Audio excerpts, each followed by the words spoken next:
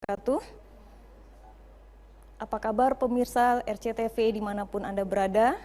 Apa kabar anak-anak pelajar SMP dan MTS dimanapun kalian berada? Semoga kalian selalu sehat walaupun dalam keadaan di rumah. Pada sore hari ini, Ibu akan memperkenalkan diri. Nama Ibu Maftuhah Tudiah, ya, Ibu berasal dari MTSN 1 Kota Cirebon. Jumpa kembali dalam acara program belajar di rumah yang diselenggarakan oleh Dinas Pendidikan Kota Cirebon bekerja sama dengan RCTV Langka Padane. Ya. Anak-anakku sekalian, sebelum kita memulai pembelajaran kita pada sore hari ini, mari kita awali dengan berdoa terlebih dahulu. Berdoa dipersilahkan.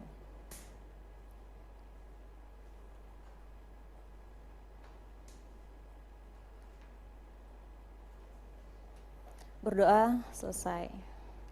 Anak-anakku sekalian, beserta pemirsa RCTV dimanapun Anda berada, seperti dianjurkan oleh pemerintah bahwa di masa pandemi seperti saat sekarang ini, kita senantiasa mencegah penularan COVID-19, yaitu dengan cara rajin cuci tangan, gunakan masker apabila kalian keluar rumah, dan gunakan masker apabila kalian dalam rumah dalam keadaan batuk dan pilek.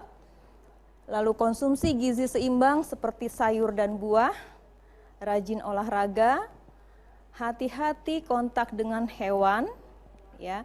Jangan mengkonsumsi daging yang tidak dimasak, dan juga jika batuk, pilek, dan sesak nafas, segera ke fasilitas kesehatan agar kita terhindar dari COVID-19. Ya. Nah, untuk itu bagaimana sih cara cuci tangan yang bersih untuk cegah penyebaran virus corona? Ya, mencuci tangan adalah salah satu perlindungan terbaik untuk mencegah flu, COVID-19 dan juga penyakit-penyakit lainnya.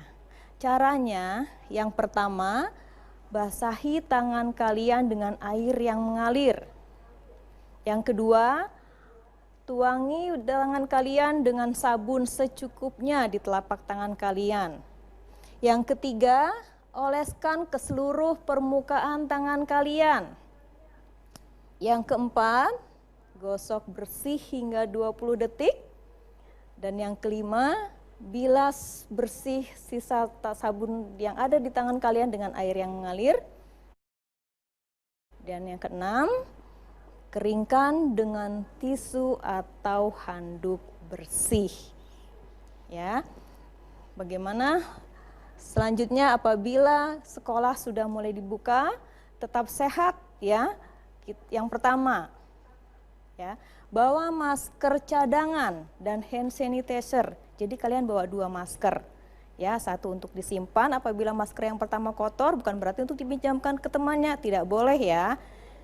Yang kedua, ya, gunakan alat belajar, alat ibadah, alat olahraga, alat makan, alat minum kalian sendiri.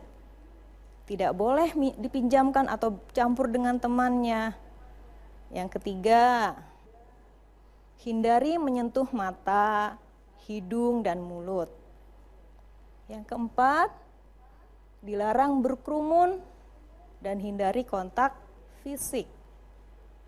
Yang kelima, ikuti protokol kesehatan di sekolah. Ya, kita berdoa mudah-mudahan sekolah mulai dibuka. Apabila sekolah sudah mulai dibuka, tetap kita harus mengikuti protokol kesehatan. Baik anak-anak sekalian, ya. Untuk lebih semangat lagi di sore hari ini, ya, kita masih di bulan Agustus, yaitu adanya Hari Kemerdekaan Indonesia. Biar semangat pembelajaran kita di sore hari ini, yuk mari kita dengarkan, kita ikuti dan kita simak lagu Sorak-Sorak Bergembira. Namun sebelumnya Ibu minta kalian yang lagi tiduran coba berdiri biar semangat.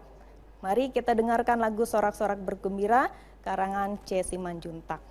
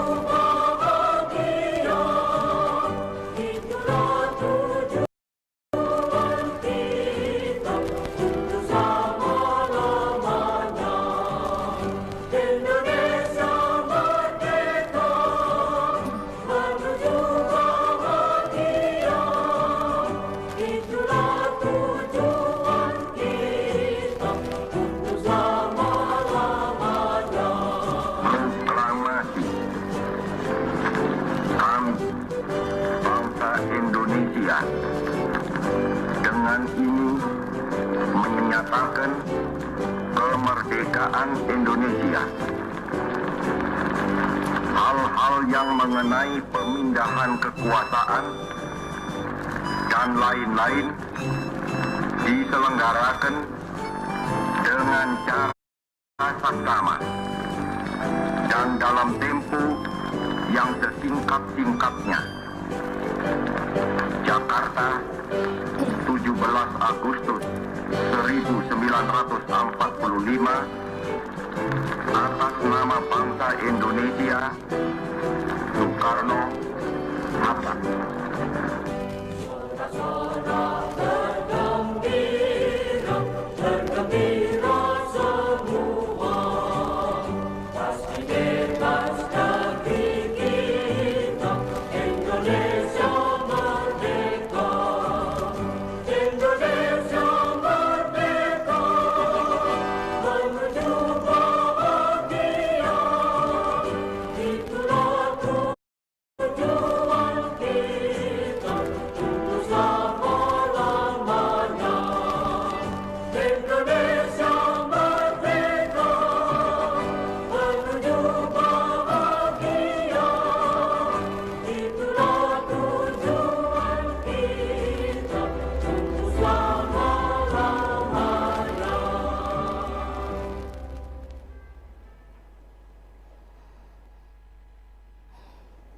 Salam Pancasila untuk seluruh rakyat Indonesia. Salam konstitusi untuk semua warga negara Indonesia.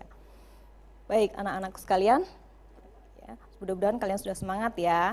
Nah, sebelum masuk ke dalam materi norma dalam kehidupan bermasyarakat, Ibu kasih waktu untuk kalian mempersiapkan alat tulis kalian. Silahkan yang belum diambil alat tulisnya ambil dulu ya. Ambil alat tulisnya, ambil buku catatannya, dan juga siapkan bahan ajar kalian. Dan jangan lupa Ibu ingatkan ya, nonton TV-nya jangan terlalu dekat, jaga jarak pandang kalian ya. Dan juga jangan menonton TV sambil tiduran, karena itu akan merusak mata kalian. Ya, sudah siap kalian semuanya?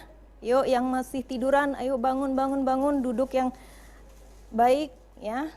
Jaga jarak pandang kalian, jangan terlalu dekat. Ya, bagus. Baik, kita mulai ke materi kita hari ini, yaitu norma dalam kehidupan bermasyarakat. Tujuan pembelajaran yang akan kita capai pada sore hari ini, yaitu yang pertama, bersyukur atas keberadaan norma dalam kehidupan bermasyarakat, berbangsa, dan bernegara. Yang kedua, menyadari pentingnya penegakan hukum dalam kehidupan bermasyarakat, berbangsa. Tujuan pembelajaran yang akan kita capai pada sore hari ini. Nah, norma dalam masyarakat. Kita sebagai manusia, ya, kodrat kita sebagai manusia mempunyai dua kedudukan, yaitu manusia sebagai makhluk sosial dan manusia sebagai makhluk individu. Menurut pendapat Aristoteles, manusia sebagai makhluk sosial, ya, dengan istilah zoon politikon, itu artinya apa? Artinya manusia selalu membutuhkan orang lain.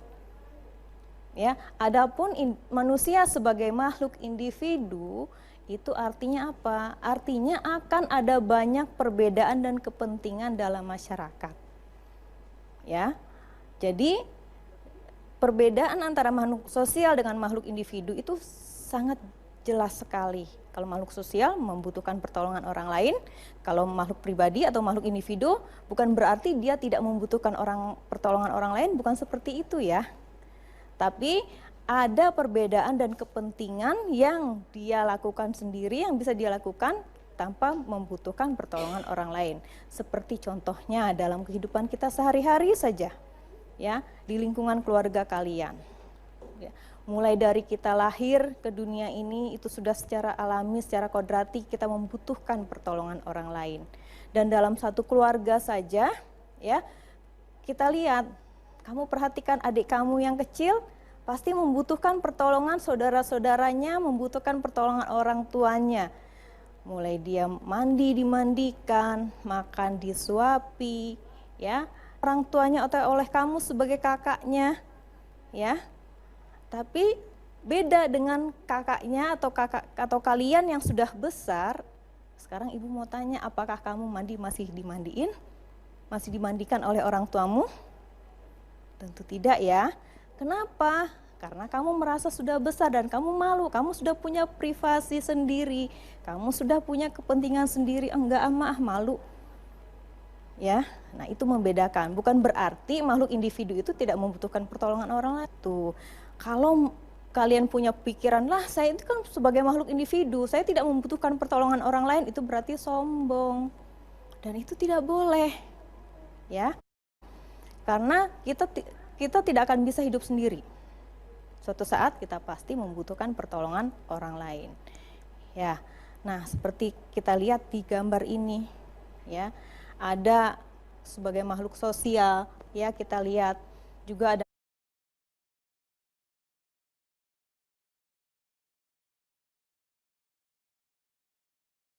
manusia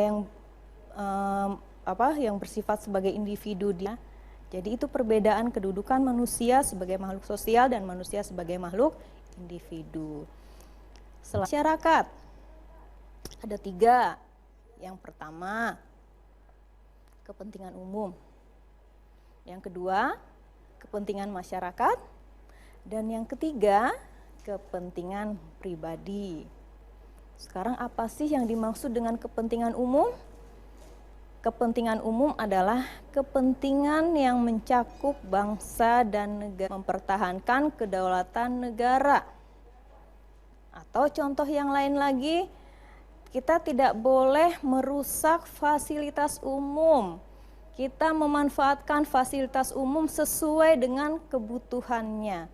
Jadi kamu nggak boleh yang namanya ngerusak, nyoret-nyoret dinding WC umum, ya, atau kamu merusak jalan kereta api, kerikil-kerikilnya kamu ambil, ya, karena itu untuk kepentingan umum. Yang merasakan umum, kamu pun suatu saat akan memanfaatkan kepentingan tersebut. Ya, yang kedua, kepentingan masyarakat. Kepentingan masyarakat adalah kepentingan semua anggota masyarakat.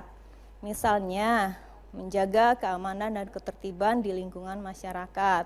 Atau dengan bahasa lain yang kita kenal yaitu Siskamling, sistem keamanan lingkungan alias ronda malam. Selain itu apalagi contohnya kepentingan masyarakat? Contohnya gotong royong. Ya. Jadi ketika ada kegiatan gotong royong, kalian harus ikut. Jangan nggak mau, jangan malah kamu sembunyi atau malah kamu pergi. Ya. Sebab kalau kamu tidak ikut dalam kepentingan masyarakat, nanti kamu akan merasakan malu karena kamu pun akan merasakan manfaat dari ya apa yang ada di dalam masyarakat tersebut. Yang ketiga, kepentingan pribadi. Kepentingan pribadi adalah kepentingan individu. Misalnya, mencari tempat tinggal yang sesuai dengan keinginan keluarga. Jadi setiap orang itu punya kepentingan yang berbeda-beda, punya selera yang berbeda-beda. Ya, antara si A dengan si B itu punya kepentingan yang berbeda. Si A ingin punya rumah di pegunungan karena ingin merasakan udara yang sejuk.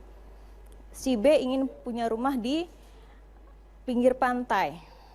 Ya, makanya setiap orang berbeda-beda. Baik anak-anakku sekalian dan pemirsa di rumah, ya, pengertian norma dan macam-macam norma. Selanjutnya, dan kita akan kembali setelah jeda berikut.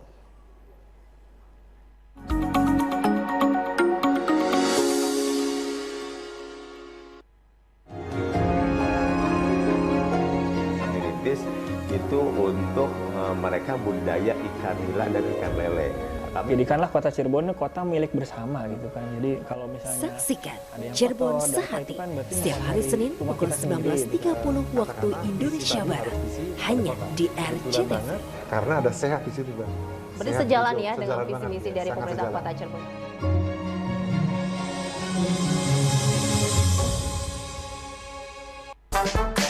Sekarang, RCTV bisa dinikmati di mana saja kamu berada. Caranya, install aplikasi Kugo di handphone Android kamu.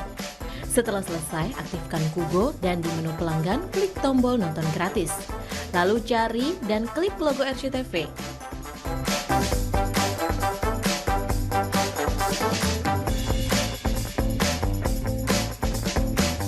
Mudah bukan? RCTV Langka Padane.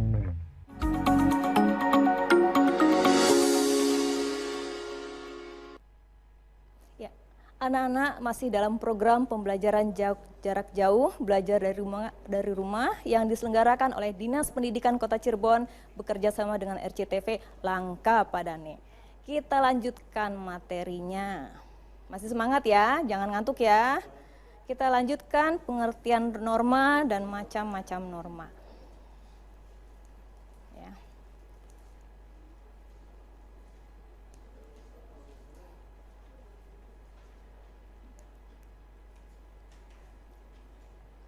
Pengertian norma itu apa? Coba di antara kalian ada yang tahu pengertian norma itu apa? Iya, betul, norma itu artinya aturan. Siapa lagi? Apa arti norma? Betul sekali, norma itu kaidah. Ya, ada lagi. Norma itu tata tertib, boleh. Jadi pengertian norma itu adalah peraturan hidup yang berisi perintah dan larangan untuk mempengaruhi tingkah laku manusia dalam masyarakat. Jadi kita hidup bermasyarakat ini ada aturan yang harus kita taati dan juga ada larangan yang harus kita jauhi, yang harus kita tinggalkan. Sebagaimana pepatah mengatakan, di mana bumi dipijak, di situ langit dijunjung. Artinya apa? Dimanapun kita berada, sekarang kita berada di sini, maka kita harus ikuti aturan yang berada di tempat kita tinggal. Ya. Dan juga kita harus menjauhi larangan-larangannya. Ya, seperti misalnya dilarang buang sampah sembarangan, ya kita harus ikuti itu. Ya, karena itu merupakan tingkah laku yang muncul dari diri manusia itu sendiri yang ada di dalam masyarakat. Ya, jadi itu pengertian norma, peraturan hidup yang berisi perintah dan larangan untuk mempengaruhi tingkah laku manusia dalam masyarakat. Selanjutnya, isi norma adalah perintah dan larangan. Perintah merupakan kewajiban untuk berbuat sesuatu yang akibatnya dipandang baik. Ya. Larangan merupakan keharusan seseorang untuk tidak berbuat sesuatu karena akibatnya dipandang buruk.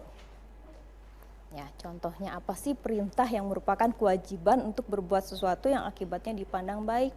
Contohnya apabila kalian melihat seseorang ya yang melakukan perbuatan tidak baik, ya seperti ngambil makanan atau memberikan sesuatu barang dengan tangan kiri. Nah itu tidak baik, maka harus dihindarkan. Yang baiknya bagaimana? Yang baiknya apabila kita bertamu, ya kita ucapkan salam, ya kita permisi terlebih dahulu. Kita lewat di depan orang, kita permisi terlebih dahulu. Ya, kita menyapa orang yang lebih tua dengan sapaan yang pantas seperti kita panggil ibu kah, bapak, mas, teteh, kakak, abang, mbak, ya. Nah, itu adalah suatu perbuatan atau suatu kewajiban yang dilakukan yang akibatnya dipandang baik. Ya. Sedangkan larangannya itu seperti tadi yang ibu katakan, misalnya jangan buang sampah sembarangan atau jangan meludah sembarangan. Ya, nah itu akibatnya dipandang buruk. Nah, jadi isi norma itu ada dua ya, perintah dan larangan. Selanjutnya, ciri-ciri norma. Ada berapa ciri norma? Ada 4, betul. Yang pertama, norma merupakan hasil kesepakatan bersama. Yang kedua, norma bisa berbentuk tertulis dan tidak tertulis. Yang ketiga, norma memiliki sanksi. Yang keempat, norma bersifat dinamis. Yang pertama, norma merupakan hasil kesepakatan bersama, seperti tadi sudah Ibu singgung contohnya. Itu suatu kesepakatan di Indonesia khususnya, apabila orang memberikan atau menerima sesuatu barang dengan tangan kiri itu tidak baik. Ya, apabila kita ingin memasuki suatu ruangan atau rumah orang, kita harus permisi terlebih dahulu. Itu sudah merupakan kesepakatan bersama yang muncul dari kebiasaan yang ada di masyarakat setempat. Ya. Yang kedua, norma bisa berbentuk tertulis dan tidak tertulis. Nah, norma yang berbentuk tertulis itu norma apa? Seperti contohnya seperti norma hukum. Ya, karena jelas ada bentuknya, ada sumber hukumnya jelas, ya, dan memaksa orang untuk mentaatinya. Kalau melanggarnya dikenakan sanksi, dan sanksi itu ada dalam undang-undang, ya, dan itu tertulis. Sedangkan yang tidak tertulis norma itu seperti apa? Seperti norma kesopanan dan norma kesusilaan. Yang ketiga, norma memiliki sanksi. Sanksinya dikucilkan, dicemooh, didenda, dipenjara, dosa, ya, dan juga norma bersifat dinamis. Ya. Selanjutnya macam-macam norma itu ada berapa? Ada 4, betul. Yang pertama, norma kesusilaan. Yang kedua, norma kesopanan. Yang ketiga, norma agama. Dan yang keempat, norma hukum. Ya, sekarang kita bahas satu persatu. Apa itu norma kesusilaan? Norma kesusilaan adalah peraturan hidup yang berasal dari hati nurani manusia. Pelanggaran norma kesusilaan adalah perasaan menyesal. Dan norma kesusilaan bersifat umum atau universal, yang artinya dapat diterima oleh seluruh umat manusia. Jadi, yang perlu kita ingat, kata kuncinya di sini norma kesusilaan itu hati nurani, suara kalbu, bisikan kalbu. Ya, karena yang namanya bisikan kalbu itu dia selalu mengarahkan manusia tersebut, pribadi tersebut ke arah yang baik. Karena yang namanya hati nurani itu tidak pernah bohong. Ya, kalau kita melanggar norma kesusilaan menyesal, seperti contohnya kamu berbohong. Ya, kamu berbohong pada orang tuamu, kamu sering pulang terlambat. Ditanya, dari mana? Kerja kelompok mah, mengerjakan tugas lah, ke warnet dan lain sebagainya. Dan itu sering kamu lakukan. Ternyata suatu saat ketahuan oleh orang tuamu, ternyata kamu tidak mengerjakan tugas, tapi kamu main. Nah, dari perbuatan tersebut kamu akan timbul rasa menyesal. Ya, jadi mulut kita bisa berbohong, orang nggak tahu kalau kita berbohong, ya. Tapi hati kita akan mengatakan, duh kamu kok udah bohong sih. Dan ketika ketahuan akan muncul rasa penyesalan. Ya, makanya jangan melanggar norma kesusilaan ya. Nah, selanjutnya norma kesopanan. Ya, norma kesopanan itu berkaitan dengan sopan santun. Apa itu norma kesopanan? Ya, norma kesopanan atau sopan santun adalah norma yang diadakan oleh masyarakat untuk mengatur pergaulan yang dilandasi sikap menghormati. Akibat dari pelanggaran terhadap norma ini adalah disalahkan oleh lingkungan atau kelompoknya. Hakikat norma kesopanan adalah kepantasan, kepatutan, dan kebiasaan masyarakat. Norma kesopanan bersifat khusus dan setempat. Artinya hanya berlaku segolongan masyarakat tertentu. Jadi norma kesopanan itu berkaitan dengan sopan santun ya. Contohnya ketika kita akan memasuki ruangan atau memasuki rumah orang, kita harus izin terlebih dahulu, harus permisi terlebih dahulu. Ya, dan juga banyak sekali contoh yang lain. Ya, dan apabila kita ingin masuk ke rumah orang, kita ketuk pintu. Ya. Kalau di dalamnya tidak menyaut, kita ketuk pintu lagi, tapi jangan terlalu keras. Ya, apabila sudah 3 kali kita mengetuk pintu dan tidak ada sahutan, berarti mungkin yang di dalam rumah tidak mau diganggu. Ya, Artinya kita harus pulang, jangan terus kita ngintip dari jendela, dari kacanya, itu tidak baik, itu tidak sopan. Ya. Baik, selanjutnya norma agama. Norma agama itu adalah peraturan hidup yang sumbernya dari Tuhan melalui kitab suci setiap agama. Ya, pelanggaran terhadap norma agama adalah dosa. Kalau kita melanggar adalah dosa. Ibu yakin semua agama di Indonesia ini ya punya kitab suci yang mana di dalam kitab suci itu dijelaskan tentang perintah yang harus dilakukan oleh umatnya dan juga ada larangan yang harus dihindari, yang harus dijauhi oleh umatnya. Contohnya misalnya dalam agama Islam ya, di situ dianjurkan untuk kita melaksanakan sholat dan ibu yakin agama lain pun sama. Ya, kalau kita tidak melaksanakan sholat, tentu hati kita pun tidak akan tenang ya. Di samping hati kita tidak akan tenang, kita pun akan mendapatkan dosa. Ya, dosa ini tuh kapan kita rasakannya? Nanti di akhirat nanti. Ya, jadi norma agama berkaitan dengan perintah dan larangan Tuhan. Ya, sekarang norma hukum. Norma hukum adalah peraturan yang dibuat oleh lembaga kekuasaan negara. Isinya mengikat setiap orang dan pelaksanaannya dapat dipertahankan oleh alat-alat negara. Sumber norma hukum adalah kebiasaan, undang-undang, jurisprudensi atau keputusan hakim, ada doktrin, pendapat sarjana hukum, dan juga ada traktat perjanjian antar negara. Norma hukum bersifat memaksa, sanksinya berupa ancaman hukum. Apa contohnya? Bisa dipenjara, bisa kena denda. Ya, contoh pelaksanaan norma hukum adalah mematuhi peraturan lalu lintas dan tidak mengganggu ketertiban umum. Jadi, ya, bagi kalian yang belum berusia 17 tahun dilarang untuk mengendarai kendaraan bermotor. Karena apa? Karena kalian belum mempunyai SIM, surat izin mengemudi. Ya, kalau kalian melanggar itu, maka kalian akan dikenai sanksi. Sanksinya apa? Ya, mungkin bisa ditilang, ya ditegur oleh bapak polisi, ya atau mungkin kamu bisa dipenjara, ya, dan masih banyak lagi contoh-contoh yang lainnya.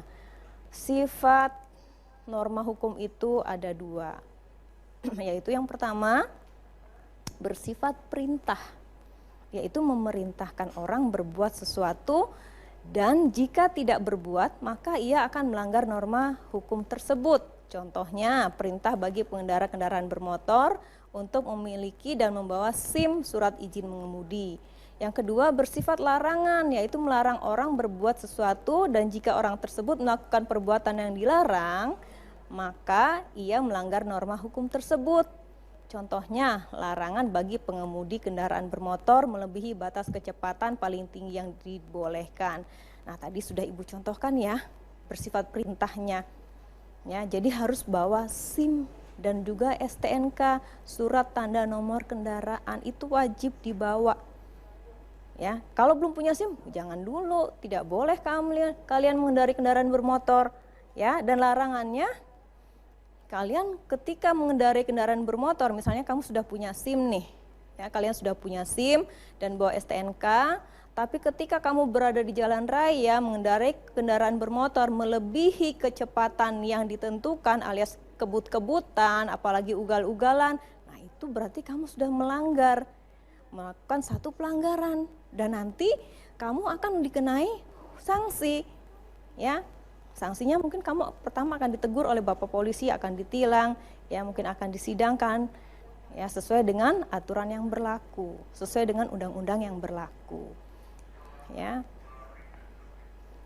Selanjutnya perbedaan norma-norma dalam masyarakat. Ya. Norma agama dan norma kesusilaan tujuannya sama. Ya. Tujuannya sama, yaitu penyempurnaan manusia dan jangan sampai manusia menjadi jahat. Norma kesopanan dan norma hukum sama-sama ketertiban masyarakat, ya. Jangan sampai ada korban. Dan ada perbedaannya antara norma agama, norma kesusilaan, norma kesopanan dan norma hukum di daya kerjanya. Ya, kalau norma agama, kesusilaan dan kesopanan itu membebani kewajiban, sedangkan norma hukum membebani kewajiban dan memberi hak. Ya. Baik anak-anak, norma berdasarkan pengikat, di sini ada cara, ada kebiasaan, ada tata kelakuan, ya, dan juga ada adat istiadat. Ya. Selanjutnya ada cara, ada kebiasaan, ya, ada tata kelakuan, ya, adat-adat istiadat, ya. Dan kesimpulannya, norma itu berdasarkan sumber, ada norma agama, kesusilaan, kesopanan, dan juga berdasarkan daya pengikat, ada cara, ada kebiasaan, ada tata kelakuan, ada adat istiadat, dan berdasarkan bentuknya, tertulis dan tidak tertulis. Ya, anak-anakku sekalian, semoga materi yang disampaikan bermanfaat untuk kita semua, dan tetap menjaga kesehatan dengan berada di rumah, dan jangan lupa isi link evaluasi di bawah ini. Ya, dan apabila ada materi yang tidak kalian pahami, Ibu mohon maaf, buah kedondong, buah kecapi dibawa orang dari Bekasi. Jangan membohong, jangan mencuri. Semua orang akan membenci. Ya. Burung merpati, burung kenari, makannya padi, terbangnya tinggi. Ya, jangan mencaci, jangan memaki. Semua orang akan membenci. Lobi-lobi asam rasanya. Baik hati, baik budi, baik jadinya. Semoga bermanfaat ya anak-anak sekalian. Demikianlah program pembelajaran jarak jauh yang diselenggarakan oleh Dinas Pendidikan Kota Cirebon bekerja sama dengan RCTV Langka Padane. Sampai jumpa dalam program pembelajaran jarak jauh selanjutnya. Assalamualaikum warahmatullahi wabarakatuh.